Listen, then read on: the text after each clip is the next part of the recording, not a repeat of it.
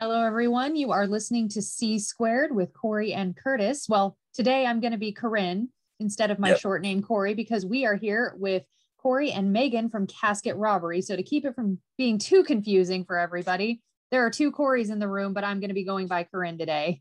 So first, I just want to say thank you for joining us today. Yeah, thank you for having us. Thank you. Yeah, we're definitely excited to have you guys on, and I think it's going to be a lot of fun.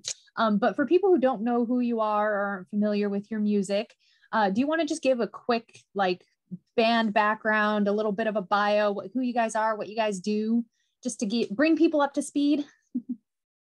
Yeah, for sure. So we are Casket Robbery. We started in 2012, and we play death metal, for those that aren't familiar, and very horror themed type lyrics. So yeah, that's what we do. We tour a lot when we can. Pre-COVID. Yeah, I guess that's as brief as I can make it. Yeah. I don't know. Well, how about it more, just Corey, just can you kind of also kind of go over kind of like how long you guys have been around? I know you guys were on a label at one point. Can you kind of fill in those type of gaps too? Yeah, for sure. Yeah, I can I can kind of dive into it a little more. So let's see, even leading into Casket Robbery, I was in a couple bands on Century Media Records and Metal Blade Records, and Casket Robbery is something I kind of started to. So a lot of the other bands I was in were more melodic in nature. So I started Casket Robbery as kind of more of like a departure of what I had normally done, kind of like a brutal, more in your face kind of thing. And it just kind of took off. Like it started as a recording only type thing between me and the former singer. And it was just me and him. We wrote all the stuff, recorded it all ourselves. And it just wound up that a lot of people liked the music, and they kept asking us like, hey, when are you going to play shows? Like, we want to book you. We want to do this and this. And I'd never had a band. In the early days, it was just a recording thing. So I just started calling friends, and it kind of took off from there. And that kind of leads into, we released some EPs in the early days. Our first album was on, I feel terrible. I can't even think of the label name that it was on. The small one, wasn't it? It was a very small label. I don't even know if they do much these days, to be honest with you. But that was kind of a thing where we signed with them, and it was a very, very minimal, we just did our thing. They did their thing. They kind of helped us out here and there type of thing. And since then, we got Megan in the band as vocalist. And that's when we really, I think after the first album, we really kicked off the touring thing. That was kind of like the switch where we decided to go full blast into the touring, and that's kind of where Megan stepped in and cool. Filled that gap that we were looking for. So cool. Corinne, you want to take over with what you're going to say? Yeah, definitely. So you guys have a pretty, horror, murderer, serial killer image, like inspiration. It's, kind of gory.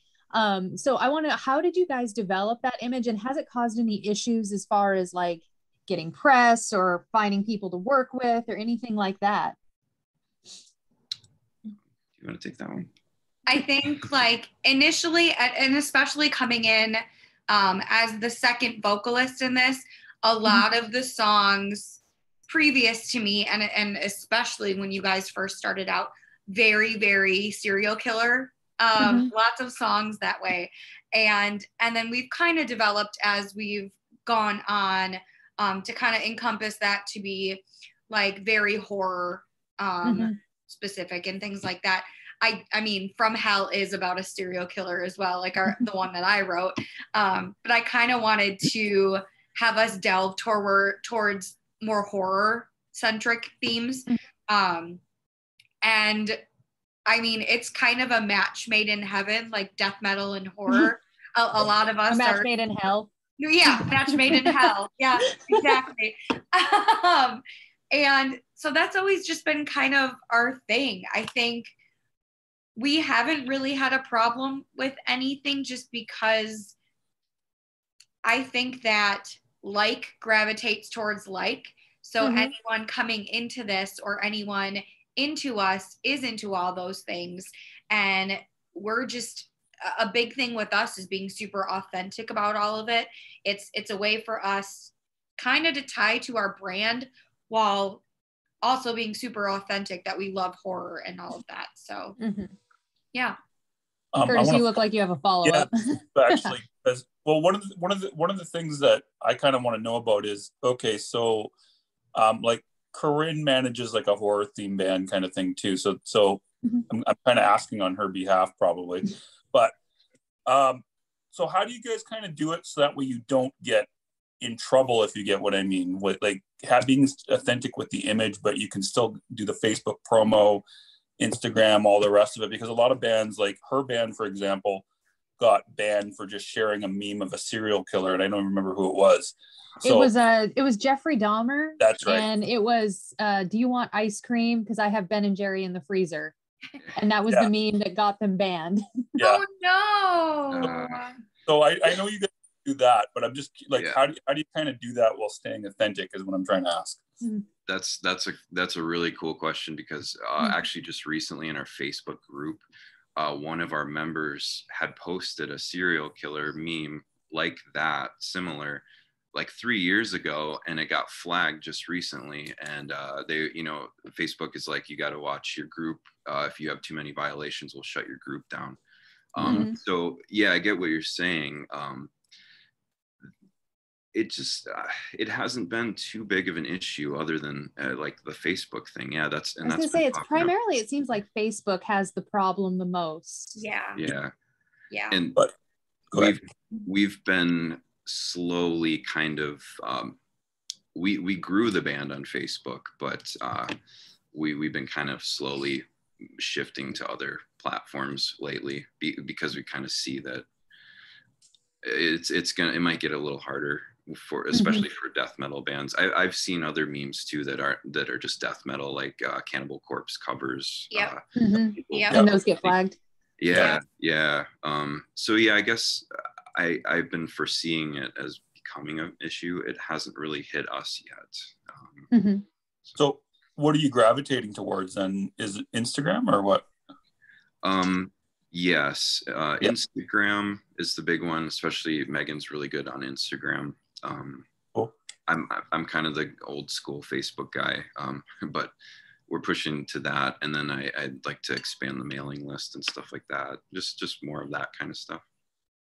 Yeah, I think expanding a mailing list is probably the smartest move in this day and age, personally. But so just one more thing, just on image. So you guys are saying it hasn't been a problem in terms of getting coverage anywhere? Like if a publicist has been, okay, cool. No, not so far. No. Okay. We're pretty smart about tailoring to we know we're not going to fit in at certain places. So some of the things, like, we'll kind of push the limits and see if we can kind of test those boundaries, but other, like, we won't fit in certain places. So we don't attempt to push that as hard. I think one other tidbit too, we've kind of pushed a little bit our distance on the serial killer thing. And we're into the horror movie type thing, which is, I think, more of an acceptable general type of image, I guess. No point. One last thing I want to cover on image before seeing if Corinne has any more stuff. So also, I mean, you guys also put Megan as the face of the band. I mean, it seems like she's the face of the band. She's a spokesperson type thing. Has that helped you guys getting more press? Because I mean, in my experience, usually if you got a woman as the front, you can usually get more interviews and stuff like that. Has that been the same experience for you? Not sorry if I'm being sexist in saying that. I've just noticed. No, not at all. I mean, there are not a lot of women in death metal. Mm-hmm. And I think that for me, I think that authenticity goes a really, really long way. Yeah. And I'm just myself. Yeah. And that seems to be helping our image and things like that. And I don't mind. I love talking to people. I love being the face of things, stuff like that. But yeah, I think, you know, that there just aren't a whole lot of females in death metal, and that kind of helps. Yeah, I'm sure it stands out a little bit. It's certainly helped us be more. She's more personable. Like even in this interview, I'm more of like the behind the scenes guy. So it takes a lot of pressure. Like in the early days, it was kind of me having to be fill that thing, and it just wasn't me. So it's cool to have her, because she's cool. It's always good to have that front person that one person that'll get out there in front of everybody and talk to everybody. Definitely the valuable person to have. Yes. Yeah. And so I guess that kind of leads into the next question, unless Curtis has another one. No, I think we're going on the same wavelength and ask. So go ahead. Oh yeah, my next question is, I mean, with all of this social media like presence that you have, what are your ways that you are keeping your fans engaged? Because that's, I guess, one of the areas that I see a lot of people slipping is they'll post, but people aren't really connecting with it. So how do you build that connection and keep people engaged with what you're saying? I think a big thing for us is we've stressed a lot on, again, I'm going to bring up the authenticity thing, and building relationships with our fans is where it's at. We care about all of our fans, that we've become this family. I mean, our Facebook group has grown significantly just because we give a crap. And we make it a point to talk and build relationships and engage and things like that, and still tie it around our brand. Like, yeah, we'll have certain, you know, like engagement posts that we'll put up. A lot of them tie into like horror movies and things like that to get people talking. Mm-hmm. But a lot of it is just talking to people and building relationships. Yeah, that's been the key since day one, I think. Is like I mentioned earlier, I'd come from other bands, so I kind of knew the importance of this going into Casket, so I was able to jumpstart Casket Robbery instantly with just getting to know our fans. The cool thing is about this too, it's like these people in our group like support us so much, and it's like how can you not follow up with them or talk to them and chat with them. We've got, like, we just announced a show in Ohio later in August, and we've got people that are in our group that are coming from Wisconsin, Michigan, South Carolina, and it's because they're in our group and we chat with them, and it's like we owe those kind of people a lot. And I love bands like you guys who break down that the wall that used to be there between the musicians and the fans. Mm-hmm. I love bands like you guys that break that down. And I mean, I know it's killing like the mystique of the rock star or whatever, but I think it makes the genre so much more enjoyable, because I mean, I've seen bands that like one of their fans ended up getting diagnosed with cancer. And so they sent them like a whole bunch of merch and did we hope that you come out of this kind of video, and just like getting really involved with their fans' lives. And I think it's a super beneficial thing for the genre as a whole, and just like everyone really. And I like seeing bands like you that do that. It's heartwarming. I'm a huge sap, and Curtis can tell you this. I'm a gigantic sap. So am I. Listen to death metal. So am I. Yeah, death metal is my favorite genre. Love the horror, love the gore. Will cry at a sappy movie. Yep. You make her cry. Back from the sappiness for a brief moment here. So I just want to kind of quickly discuss here about, we're going back to the social media. So you guys have about 18,000 followers on Facebook. Yeah. Less than 2,000 on Instagram, though. I don't know your Twitter numbers. So what's the plan if you guys are trying to move over to Instagram to grow the numbers kind of that high, if you know what I mean? I think that's a good question, because I think that's something we're in the process of. Like we're so active on, I think that we're so active with our fans on Facebook. I think we need to kind of jumpstart that a little bit on Instagram. That's kind of why our numbers aren't bigger there, and that's the way, the route that we're trying to go with utilizing like all of their new functions and kind of like teaching ourselves. Like I'm really, really great on my personal Instagram and all of that. But like utilizing that, how we use Facebook, the live functions, the story functions on there, the algorithms that Instagram has, things like that are definitely, it's been in our mind that we really need to focus on growing that too. Agreed. I just realized I'm not following either you or the band on now, rectifying that Dang it, Curtis, get your head in the game. I didn't realize I see them all the time on Facebook, so that's probably why I didn't realize it. Well, I mean, that's probably what the issue with you guys is with your fans. Your fans see you all the time on Facebook as well. And exactly. So you're going to just kind of build up Instagram. What about Twitter? Are you guys going to build that up too, or is that? I would like to. It's the hard thing with us is like we are the team. We are the online team, just me and her. So I guess there are definitely spots we're lacking in that I would like to. I'd like to boost up Twitter. I'm usually the one on Twitter. And TikTok.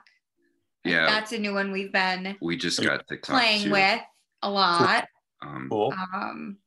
So I think and we've been doing a lot of just as a band, almost like I don't know, like a jump start. So we've been talking about this stuff recently before we release our next album, what we can improve on. And I would like to get into Twitter more. It's a fun place. It is fun. Oh, Curtis, you'll laugh a lot. Yeah, and I think she would be better at it. That's where that's where I'll have to get better at it. Yeah. I'll just start sending you sappy tweets, Megan, and then you'll have to respond. Yeah. I'll tag anything. I'll respond, but just by sobbing. Okay, good. Just by sobbing. Yeah, that's kind of what I end up doing. There's a lot of sappy tweets that go back and forth, and I just send a bunch of crying emojis. But in seriousness, I'll try to remember to look after we're off the call. I think I'm following both Megan's account and the band's account. I think so. I'm going to double check and then I'll see if I can do like a retweet to maybe get you guys some followers. Awesome. Now, email. We need to talk. You want to talk about email? Email. So you guys said that you're planning on building up your email list even further, and that's an area that I see a lot of bands struggling, is how to get an email list going. Like, that's probably one of the biggest weak points that I see, because I mean, social media is pretty easy in comparison to the email list thing. And then, so you guys have it to where people sign up and they get a free song. And how has that worked out for you? That's been awesome. Initially, we need to kind of, I think we need, again, like you said, email list is kind of where maybe one of our weaker points. Then that's one thing we need to focus on. But that worked a lot really good in the early days of our email list. And I'd like to maybe think of something a little new to kind of re-spark that interest. But that's a cool thing. It was beneficial on like tour and shows, because we did the thing where we had, for a while, we had a mailing list sign up. And then after that, Corey made a little QR code where people could just scan their phones. Yeah. And I think you could sign up for that and get a song download that way. That was super beneficial when we were touring. I keep forgetting that the touring aspect just boosts up all of this, and we haven't been on tour for a while, so it's kind of, I haven't thought about that. But the mailing list was amazing on tour. We had the sign up form and the scan code. And yeah, I think that's something I'd like to improve. And I saw your a lot of your interviews with Laura Inferno, and I love the way she does her mailing list. Great, it's very great. I just love her. Period. She's awesome. Yeah, I just love her. Who doesn't? I love her so much. Yeah. Who doesn't, other than people that are wrong? For mailing list, someone else who does a really good job that you guys should check out their site just to see what they do. Gaia Gorda, who we also interviewed before. If you check her out, just join her mailing list. She has like, hers is kind of similar to Laura's, but it's different. Just to get some ideas, I would suggest see what she's doing as well, because she does a really fucking good job on emails. How often are you guys emailing your list? Minimum once a month. And then anytime we have like something important, like we just redid our entire merch store and put it, we were using a merch store on a different website, but we actually integrated it into our website. So that was a really important thing that we just put out. But we do hit it quite frequently, but it's like me posting it. So I like we're trying to integrate more of Megan's more personable, the way she talks, I guess, into I'm like just like really dry, like just too straight to the point kind of guy. So could use some personality. I get it completely. So one last thing I want to go over on email before I let Corey ask the next question is why, well, this isn't really a question, this is more a statement. You know what I think would work to get your email list growing? This is just a thought I had, and take this or leave this. You guys are gonna think this is the best idea or the dumbest idea of all time. Offer, I'm not joking, an MP3 of Megan saying thank you to the person who joined the list. Hey, that's cool. Yeah, that works. Megan will say, thank you very much, Bob, for signing up. Here's a discount code, blah, blah, blah, something like that. Like, it would be time intensive, but I bet you, I'll bet you a nickel, since I don't want to bet a lot of money, that you guys will get a ton of signups if you did that. Although it would take a bunch of time. Anyways. It would take so much time. We did that for our recent merch launch. It was really fun. For a month, we said if you buy merch from our new store, Megan then went back and sent personal thank yous to every person. So. And it worked, right? Yeah. It did, and there were a lot.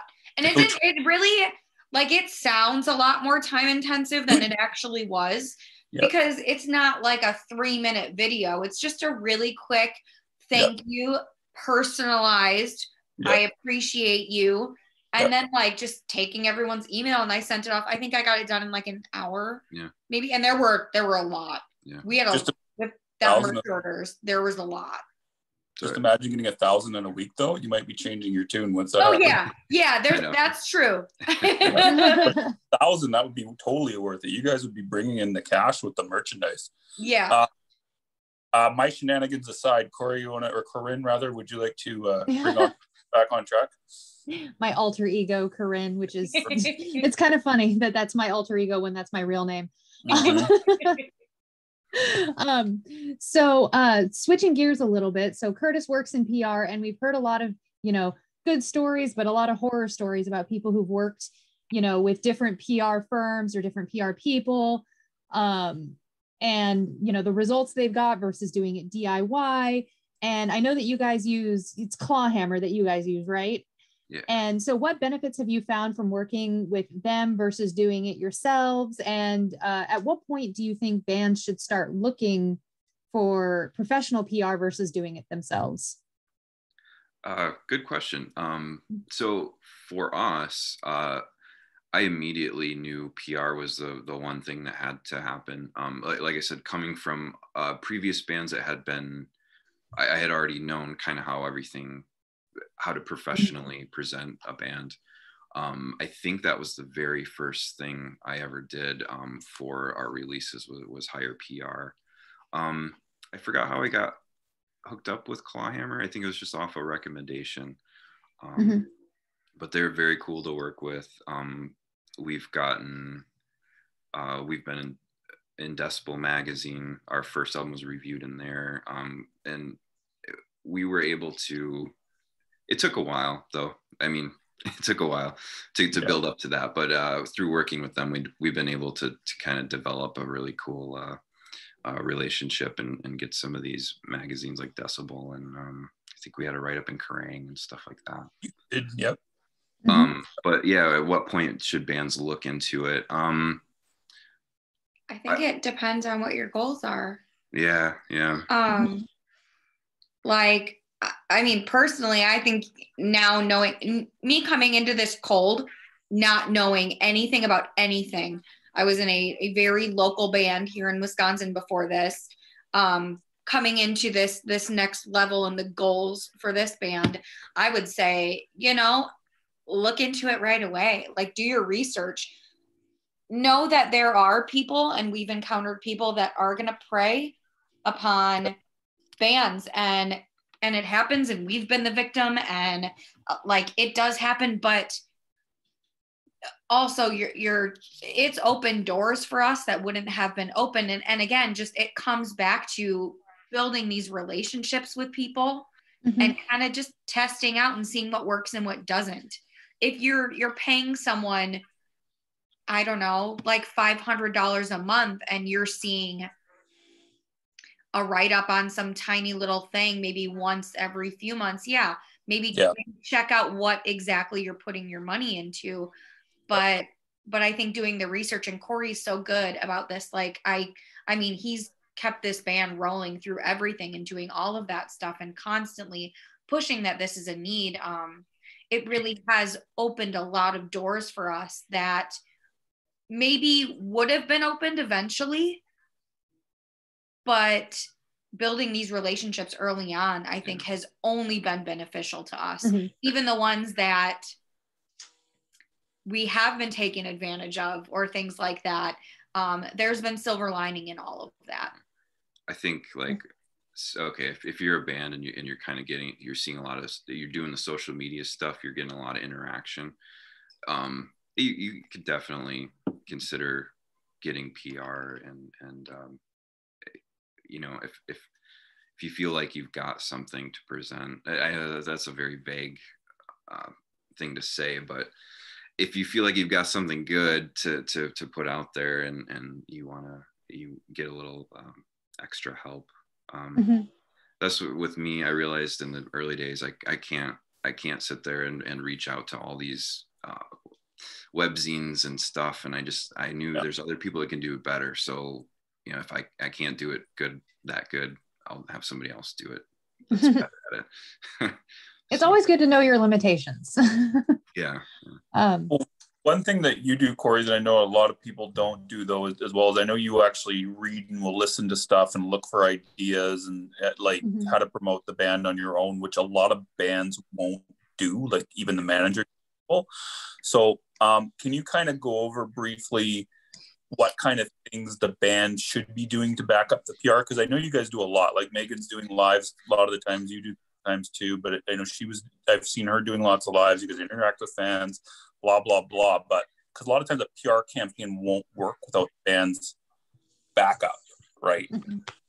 Can you kind of go over that a bit? Like what you kind of do to keep yourself educated, other than listen to my podcast, obviously? He does. Sure. He does constantly. Yeah. No, I'm a total nerd about all this stuff. So I guess if you've got one person in your band that enjoys that part of it, like you're gonna do good. Gosh,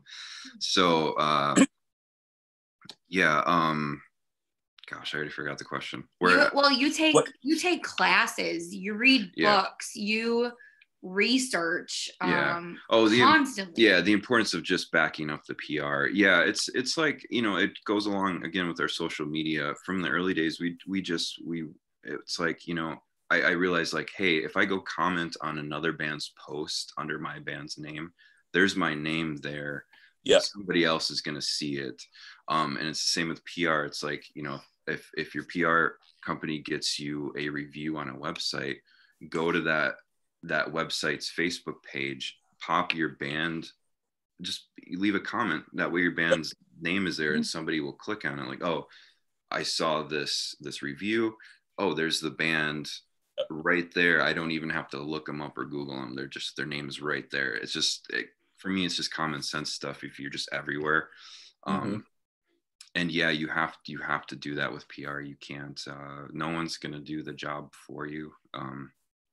You have to still put in the work all the time. And I learned that, you know, being in the bands on Century Media and stuff, it's like, just even when you sign to a label, just because you're on a label it means nothing. You still have to work. You have to work your ass off. You have to work harder than you did as a local band. So I think that for most things, you're going to get out of it what you put into it. You can't expect it, I mean, to go as like get everything done all the time, just throwing it at a PR company. Like it, and a lot of bands don't do that. They don't share their own stuff. They don't any of that. Like the simple thing of 2 clicks. Corey talks about it all the time. Like, you know, and like he said, tagging like the other bands and things like that. That has been so beneficial to us. A lot on Instagram too, is anything that we're involved in, tagging every single other band that's involved. One just makes them share it and then gets your name out there. I don't know how many times we've been put into a review or something like that where people were like, oh yeah, I've heard you. I've heard your name. Well, yeah, that's what you want. We want people to know our name and throw it out there as many times as possible.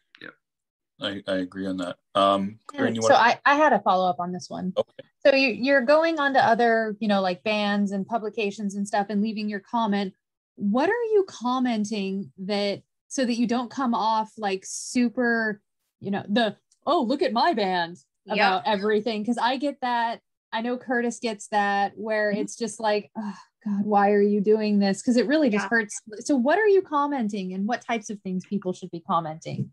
I mean, I think it ties into everything that we've kind of talked, and the reason why we're kind of on this roll right now, or what works for us, is being authentic.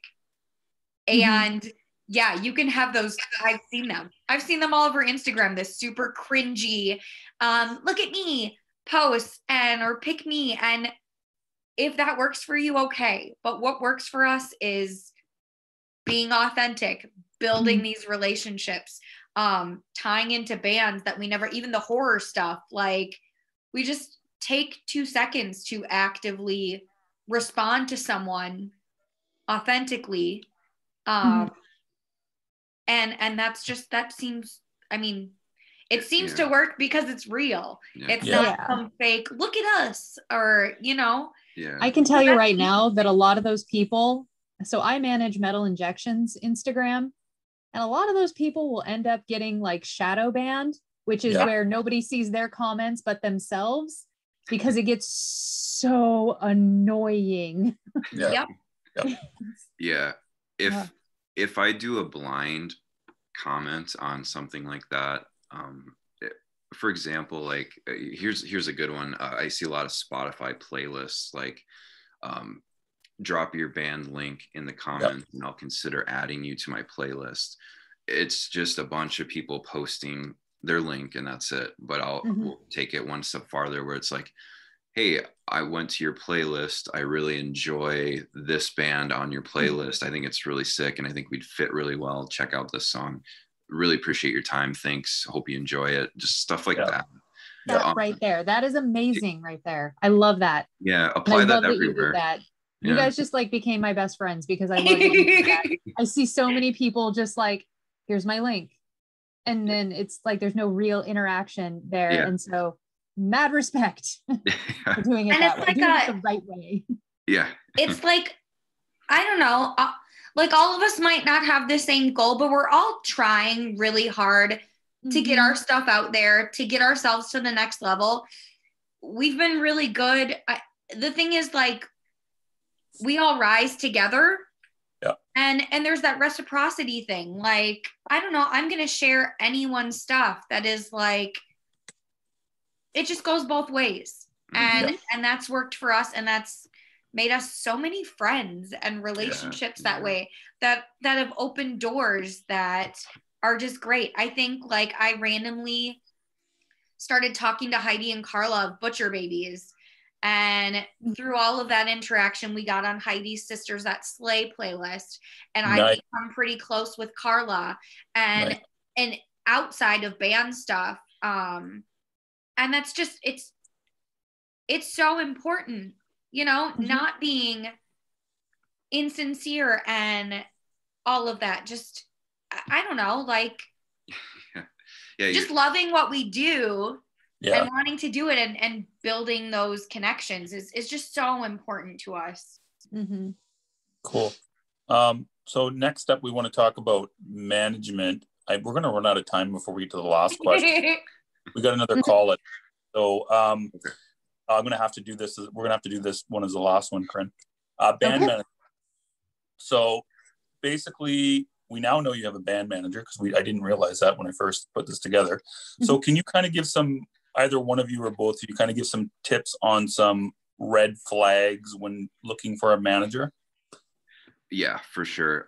So we've had a handful of managers. The red flags for me were a lot of people will ask for money up front. This is the one every time. Every time. This is the number one. Yep.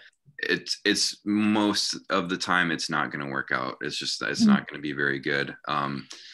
And those people that do that too, they're the same ones that they would, you know, I'd ask them to help out with this or that, or like they would rarely help out. So I'd have to ask them, you know, for advice on this and that. And it's like, they tell me stuff I already know, like, hey, you should probably think of getting PR for your next release, you know, stuff like that. It's like, okay, why am I really? Why, you know, if they're telling you stuff that you can find, even like, okay, maybe instead of having a manager that's telling you that stuff, just go on YouTube and find podcasts like this, where you can learn you can learn the stuff yourself. You don't need to pay somebody to tell you the obvious things. Yeah, but that's the biggest one. Well, what else other than just money up front? So guy doesn't ask you for money up front. What else would you look for? Would say would be a red flag. I don't know. What are other red flags? And unfortunately, a lot of these come up after a few months or stuff, just inconsistencies on what's promised and what's being delivered. If they're promising you a certain thing that's really unattainable, but getting like, we've seen that. Yeah. And then things just inconsistencies not matching. Yeah. Well, another one is I know all these people, or I've worked with these bands, but there's no internet trail of them ever working with them. A lot of people and unfortunately I've seen record labels do this that are kind of reputable. They ask for bands to pay them up front because they know this person. If you pay us this, we can get you in touch with these people. The name drop thing, I think, is iffy. Not a good thing. Yeah. Okay. And then what would you say would be what you should be looking for? Not necessarily a red flag, but like, what are the good indicators you want to be looking for with a manager? I'll say this: most of the time, the best manager you're going to get is one that falls in your lap. If you go out looking for one, you're going to find the bad ones. You're not going to find what you're looking for. Like our current manager was a guy that we knew through a friend of mine that I used to play with when I was on Metal Blade Records with that band. So he's like, he just really kept pushing, like, you got to talk to this guy. And that worked out well for us. Because he books us as well. It just kind of happens. Like you'll get to a point where you're doing all the social media stuff and it seems like maybe you can't find a manager or something, but it'll just happen, really. That's interesting. Like that's exactly what happened with me and my band. Is I just kind of tripped into, I wasn't even looking to be a manager. I've never been one before, and they weren't looking for a manager, and now I'm their manager. Yeah. So any other questions you want to ask Corey, or Corinne rather, to Corey, Megan, about management? No, I think that we've covered, a lot of good stuff with that one. I mean, the number one red flag, everybody said it. And if you listen back through the podcast, is anybody asking for money up front, run away. Run away really, really fast. Unless it's a PR, because that's the way we operate. No. With managers specifically, run away from any managers looking for money up front. PR is a different story. That's a different beast. I've had people tell me like, "Oh yeah, we don't pay to the end," and I look at that as being as a red flag. I go, no. No, that would be a red flag for you because you're being contracted to provide a specific service of sending out information to potentially get published. A manager's job is to help the band grow and increase their sales. So of course it doesn't make sense until the job is done. Yeah. So, okay. So to wrap up, you guys don't have anything new out. Well, I don't know what you guys got coming soon. Are you allowed to say anything or am I talking too much? Or I just realized I might have said too much information. No, we've been sitting on a full-length album. Okay. It's done. It's ready. Kind of waiting to see. Our thoughts are we want to tour off of it and all that. So we're kind of just sitting on it right now. But outside of that, we really want to give back to our fans and everyone, and we just want to release. We just finished up a single outside of the album. I literally just finished recording it last Wednesday. So that was like 3 days ago. Yeah. And that's going to be out. So that's our plan. We've got 2 videos ready to go. Yeah, nice. Lots of stuff we're sitting on, and then we've got shows in August. Shows late summer. Yep. Oh, nice. So that's for sure. Good. Hopefully, if everything goes well and all of that, we'll be back to it. Cool. That's awesome. Okay, and then what's the website? What's the website? CasketRobbery.com. Oh, you got your band name. Awesome. Yeah. We're at Casket Robbery on everything. We've got everything. Luckily. You have matching handles. Oh, yes, that's very important. I love you guys so much right now. Yep. It's like my biggest pet peeve is when people don't have matching handles. It's tough. Yeah. Drives me bonkers. So you guys, I love you now. You're like my best friends forever. Awesome. So wrapping up, thank you guys for coming on. And that's it. Party on, Corey. Cool. Party on, Curtis. Party on, guys.